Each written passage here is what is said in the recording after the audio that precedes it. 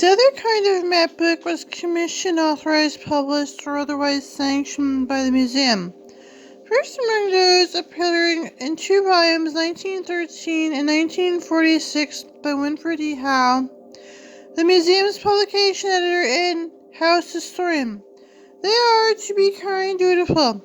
2 later, somewhat juicier histories were commissioned by Hoving and published to coincide with the museum's 1970s centennial. When a coffee table book called The Museum by the late Condé Nast magazine writer Leo Lerman.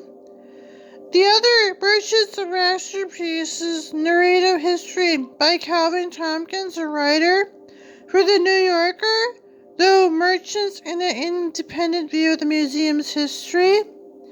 As Tompkins wrote in his acknowledgments, the book was conceived by and for the museum. He used museum-paid research, and he submitted his manuscript to museum officials for comment.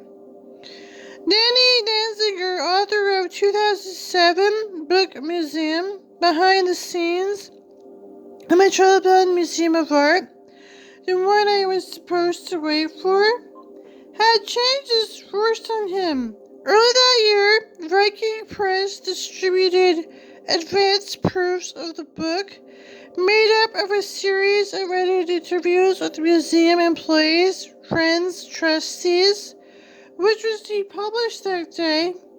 But when the museum didn't appear as scheduled, what did as a brief New York Magazine article revealing that had delayed so it could be expurgated.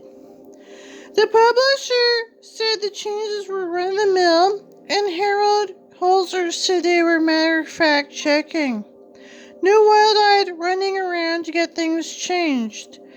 But a side-by-side comparison of the proofs with the book that was finally published suggested a few of the Met's most powerful demand had run changes. Cutting remarks made by the vice chairman Annetta De La Renta, list of paintings owned by the trustee Henry Kravis, the entire section of the trustee Everett Jane Whiteman, all vanished, and their words weren't the only one that the museum has tried to erase.